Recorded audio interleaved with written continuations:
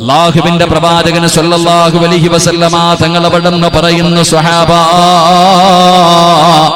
ആണുങ്ങളെല്ലാവരും അല്ലാഹുവിന്റെ പ്രവാചകന്റെ പുറകിൽ നിന്നുകൊണ്ട് പടച്ച റബ്ബിന്റെ അനുഗ്രഹങ്ങൾ കൊണ്ട് നിറച്ച സ്വർഗമുണ്ടല്ലോ, ആ സ്വർഗത്തിലേക്ക് എല്ലാവരും കടന്നു പോകുമ്പോൾ അല്ലാഹുവിന്റെ റസൂൽ പറയുന്നു, സ്വഹാബത്തേ, പെണ്ണുങ്ങൾ ആരുടെ പുറകിലാണ് സ്വർഗത്തിലേക്ക് കടന്നു പോകുന്നതെന്നറിയുമോ? അല്ലാഹുവിന്റെ പ്രവാചകൻ അവിടുന്ന് പറയുകയാണ്, നാളെ പടച്ച റബ്ബിന്റെ സ്വർഗത്തിലെ നേതാക്കന്മാരായ 4 പെണ്ണുങ്ങളെ കുറിച്ച് അല്ലാഹുവിന്റെ പ്രവാചകൻ അവിടുന്ന് പഠിപ്പിച്ചു തരികയാണ്. പൂച്ചക്കാടിന്റെ പരിസരത്തുള്ള എന്റെ പ്രിയപ്പെട്ട പെങ്ങളെ, നാളെ അല്ലാഹുവിന്റെ സ്വർഗത്തിലേക്ക് നിങ്ങൾ കടന്നു പോകുമ്പോൾ നിങ്ങൾക്ക് മുൻപന്തിയിൽ 4 പെണ്ണുങ്ങളാണ് നിൽക്കുന്നത്. ആ പെണ്ണുങ്ങളുടെ പുറകിലാണ് നിങ്ങൾ സ്വർഗത്തിലേക്ക് കടന്നു പോകേണ്ടത്. അവരാണ് സ്വർഗത്തിലെ പെണ്ണുങ്ങളുടെ നേതാക്കന്മാരെന്ന് മുത്തുനബി സല്ലല്ലാഹു അലൈഹി വസല്ലമ തങ്ങൾ പഠിപ്പിക്കുകയാ. അല്ലാഹുവിന്റെ റസൂൽ പറയുന്നു, സ്വഹാബ, അർബഉ മിൻ സയ്യിദത്തിൻ നിസാഇ അഹ്ലൽ ജന്ന.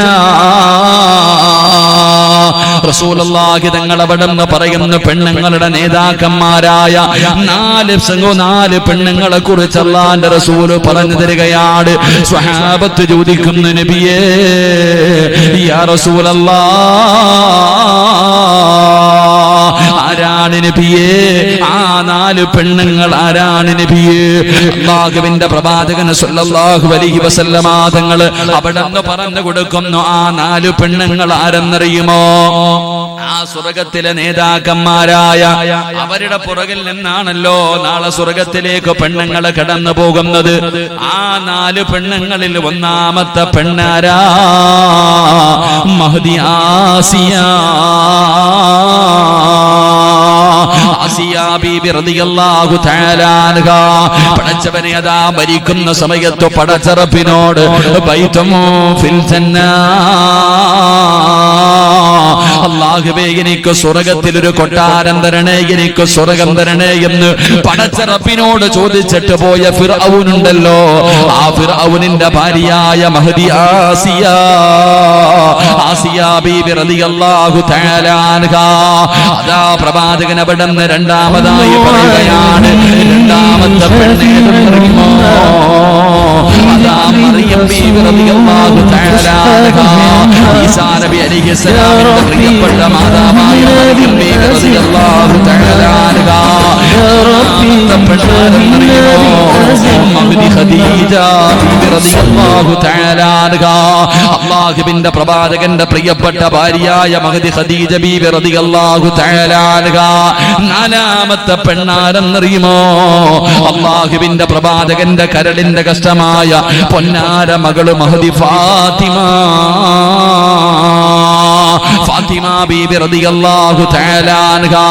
ഇവരാണ് നാളെ പടച്ച റബ്ബിന്റെ സ്വർഗ്ഗത്തിലെ പെണ്ണുങ്ങളുടെ മുൻവരിയിൽ നിൽക്കുന്ന പെണ്ണുങ്ങളെന്ന് അല്ലാഹുവിന്റെ പ്രവാചകൻ അവിടുന്ന് പഠിപ്പിച്ചു തരുമ്പോൾ, എന്റെ പ്രിയപ്പെട്ട പെങ്ങളെ, നിങ്ങളൊക്കെ നാളെ പടച്ച റബ്ബിന്റെ സ്വർഗ്ഗത്തിലേക്ക് കടന്നു പോകുമ്പോ നിങ്ങളുടെ മുന്നിൽ നിൽക്കുന്ന പെണ്ണാരെന്നറിയുമോ? അല്ലാഹുവിന്റെ പ്രവാചകന്റെ പ്രിയപ്പെട്ട മകളായ മഹ്ദി ഫാത്തിമ, ഫാത്തിമ ബീബി റളിയല്ലാഹു തആല അൻഹാ. അല്ലാഹുവിന്റെ റസൂലിന്റെ പ്രിയപ്പെട്ട പൊന്നുമോള് ആ ഫാത്തിമ ബീബിയുടെ പുറകിൽ നിന്നാണ് നിങ്ങൾ എല്ലാവരും സ്വർഗ്ഗത്തിലേക്ക് കടന്നു പോകുന്നത്. എങ്കിൽ എന്റെ പ്രിയപ്പെട്ട പൂച്ചക്കാടിന്റെ പരിസരത്തുള്ള പെങ്ങളെ, ആരാണ് അല്ലാഹുവിന്റെ പ്രവാചകന്റെ പൊന്നുമകള് ഫാത്തിമയെന്ന് നിനക്കറിയുമോ? ഇന്ന് വരെ നീ ഫാത്തിമ ബീബി റളിയല്ലാഹു തആല അൻഹയുടെ ചരിത്രം വായിച്ചു നോക്കിയിട്ടുണ്ടോ? മക്കൾക്ക് ഫാത്തിമ എന്ന് പേരിടുന്ന ഉമ്മ എന്തിനാണ് ആ പേരിടുന്നത് പോലും നിനക്കറിയില്ലല്ലോ. എല്ലാ പേരിന്റെ കൂടെ പെൺമക്കളുടെ പേരിന്റെ കൂടെ ഫാത്തിമ എന്ന് ചേർക്കുന്ന ഉമ്മ, നീ ഇന്ന് വരെ അല്ലാഹുവിന്റെ റസൂലിന്റെ പൊന്നാര മകളുടെ ചരിത്രം നീ വായിച്ചു നോക്കിയിട്ടുണ്ടോ? ആ ഫാത്തിമയെ കുറിച്ച് നിനക്ക് എന്തറിവാണുള്ളത്? അല്ലാഹുവിന്റെ പ്രവാചകൻ അവിടെന്ന് പറഞ്ഞു, എന്റെ ഫാത്തിമ ആരെന്നറിയുമോ? എന്റെ കരളിന്റെ കഷ്ടമാണെന്നാണ് അല്ലാഹുവിന്റെ പ്രവാചകന് ഫാത്തിമയെ കുറിച്ച് പരിചയപ്പെടുത്തിയത്. അല്ലാഹുവിന്റെ പ്രവാചകന്റെ കരളിന്റെ കഷ്ടമായിരുന്ന ഫാത്തിമ റസൂലുള്ളാഹി തങ്ങൾ പറയുകയാണ്, മൻ അഹബ്ബഹാ ഫഖദ് അഹബ്ബനി.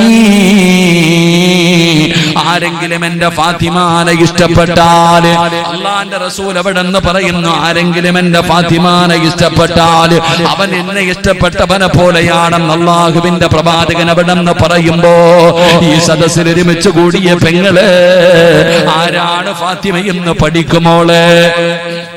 ആരാണ് ഫാത്തിമ റളിയല്ലാഹു തആല അൻഹ? ആ ഫാത്തിമയ്ക്ക് അല്ലാഹു ഈ മഹത്വം കൊടുക്കാനുള്ള കാരണം എന്താണ്? ആ ഫാത്തിമ ബീവി റളിയല്ലാഹു തആല അൻഹയുടെ പുറകിൽ നിന്നാണ് നിങ്ങൾ സ്വർഗ്ഗത്തിൽ പോകേണ്ടത്. അതുകൊണ്ട് പടച്ചവനെ ഈ സദസ്സിലിരിക്കുന്ന എന്റെ പ്രിയപ്പെട്ടവരോട് നമുക്ക് ഫാത്തിമ ആരാണെന്ന് പഠിക്കാം. ആ ഫാത്തിമയ്ക്ക് അല്ലാഹു ഈ മഹത്വം കൊടുക്കാനുള്ള കാരണം എന്താണെന്ന് പഠിക്കാം. അല്ലാഹുവിന്റെ പ്രവാചകനല്ലേ പറഞ്ഞത് നിങ്ങൾ ഫാത്തിമാനെ ഇഷ്ടപ്പെടണമെന്ന്. ആരാണ് ഫാത്തിമ എന്നറിയുമോ? മഹാനായ നബി മുഹമ്മദ് മുസ്തഫ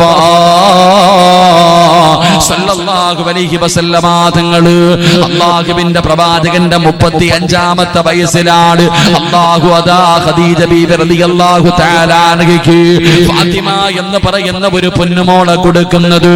പ്രവാചകന്റെ 35ാമത്തെ വയസ്സിലാണ് ഫാത്തിമ ബീവി റളിയല്ലാഹു തആല അൻഹ ജനിക്കുന്നത്.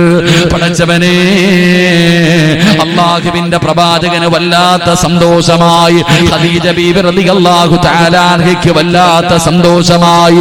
പടച്ചവനെ, ഫാത്തിമയെ കാണുന്നവർ മുഴുവനും പറയുന്ന വാക്കെന്തെന്നറിയുമോ? അല്ലാഹുവിന്റെ പ്രവാചകന്റെ പൊന്നാര മകളായ ഫാത്തിമ ബീവി റളിയല്ലാഹു തആല അൻഹ, ആ ഫാത്തിമയെ കാണുന്ന ആൾക്കാർ മുഴുവനും പറഞ്ഞത് എന്തെന്നറിയോ? വാപ്പാന്റെ പൊന്നുമോളാ.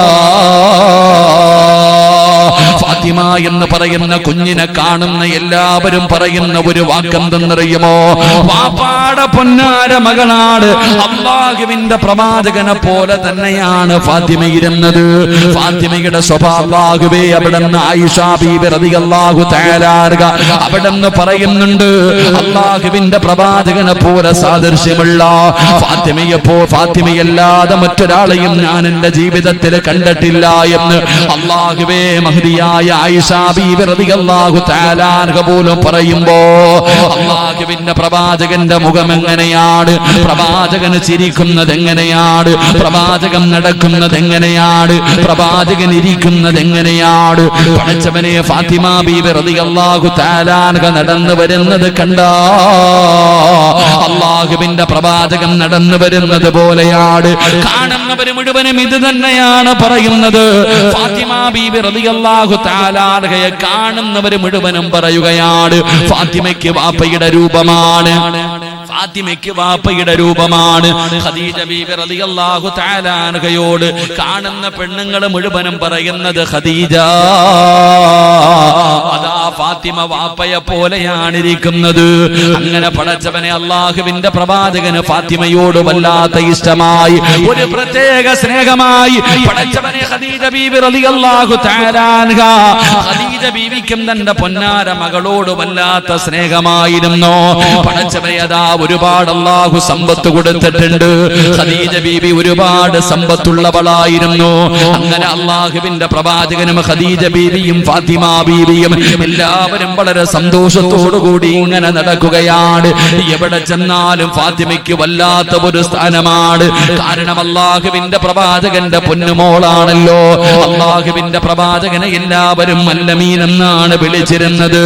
എല്ലാവരും അല്ലാഹുവിന്റെ റസൂലിനെ വല്ലാത്ത ആദരവ് കൊടുത്തിരുന്നു, വലിയ മഹത്വം കൊടുത്തിരുന്നു. അതുകൊണ്ട് വാപ്പാടെ കയ്യിൽ പിടിച്ച് ഫാത്തിമ എന്ന് പറയുന്ന പൊന്നുമോൾ ഇങ്ങനെ നടക്കുകയാണ്. ഉമ്മാനോടുള്ള സ്നേഹത്തിനെക്കാളും ഫാത്തിമയ്ക്ക് വാപ്പയോടാണ് സ്നേഹം. എപ്പോഴും വാപ്പാടെ കൂടെ ഇങ്ങനെ നടക്കുകയാണ്. പടച്ചവരെ, എങ്ങനെ വർഷങ്ങൾ കഴിഞ്ഞുപോയി. അല്ലാഹുവേ, ഏകദേശം 5 കൊല്ലം കഴിഞ്ഞപ്പോ 40ാമത്തെ വയസ്സിൽ അല്ലാഹുവിന്റെ പ്രവാചകന്റെ മുന്നിലേക്ക് മുഖറബുൽ അംലാക്ക് മലക്ക് ജിബ്രീൽ അലൈഹിസ്സലാം കടന്നു വരികയാണ്. അതാ പരിശുദ്ധമായ ഖുർആനുമായി കടന്നു വന്നു. അല്ലാഹുവിന്റെ പ്രവാചകന് 40ാമത്തെ വയസ്സിൽ നുബൂവത്ത് കിട്ടിക്കഴിഞ്ഞപ്പോ അതാ അതാ നിന്റെ നാട്ടുകാരോട് ഖുറൈശികളോട് അല്ലാഹുവിന്റെ പ്രവാചകൻ ചെന്നിട്ട് പ്രബോധനം തുടങ്ങുമ്പോ അല്ലാഹുവേ ഇന്നലെ വരെ ആദരിച്ചവരുണ്ടല്ലോ, ഇന്നലെ വരെ സ്നേഹിച്ചവരുണ്ടല്ലോ, ഇന്നലെ വരെ അല്ലമീൻ എന്ന് വിളിച്ചവരുണ്ടല്ലോ. അല്ലാഹുവിന്റെ പ്രവാചകൻ ഏകദൈവ വിശ്വാസമെന്ന പ്രബോധനവുമായി തന്റെ സമൂഹത്തിന്റെ മുന്നിലേക്ക് കടന്നു ചെന്നപ്പോൾ പടച്ചവനെ എല്ലാവരും അവിടെ നിന്ന് അല്ലാഹുവിന്റെ പ്രവാചകനെ അടിയോടിക്കുകയാണ്. പ്രവാചകൻ അവിടെ നിന്ന് കളിയാക്കുകയാണ്, അവിടെ നിന്ന് കുറ്റപ്പെടുത്തുകയാണ്. പടച്ചവനെ പിന്നെ അതാ പീഡനങ്ങളുടെ കാലം തുടങ്ങുകയാണ്. ഫാത്തിമ ബീബി റളിയല്ലാഹു തആല അൻഹ വാപ്പയെ പോലെ തന്നെയാണ് ഫാത്തിമ ഇരിക്കുന്നത്. നമ്മുടെ മക്കളെ കാണുമ്പോ കാണുന്നവര് പറയും, ഒന്നുകിൽ പറയും അവൻ ഉമ്മാനെ പോലെയാ, അവൻ ഉമ്മാടെ രൂപമാണ്, അല്ലെങ്കിൽ വാപ്പയുടെ രൂപമാണ്. ഫാത്തിമ എന്ന് പറയുന്ന പൊന്നുമോളെ കാണുന്നവര് മുഴുവനും പറയും വാപ്പാനെ വരച്ചു വെച്ചിരിക്കുകയാ. അങ്ങനെ പറയുന്നത് കേട്ടപ്പോ റസൂലുള്ളാഹിന് വല്ലാത്ത സന്തോഷമായി.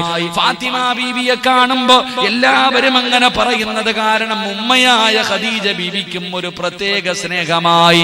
പടച്ചവനെ അങ്ങനെ 5 വർഷക്കാലം സന്തോഷത്തോടു കൂടി കഴിയുകയാ. വാപ്പാടെ കൂടെ ഫാത്തിമ എവിടെ പോയാലും മുത്തുനബി കൊണ്ടുപോകും. അത് കാരണം വാപ്പയോട് വല്ലാത്ത സ്നേഹം.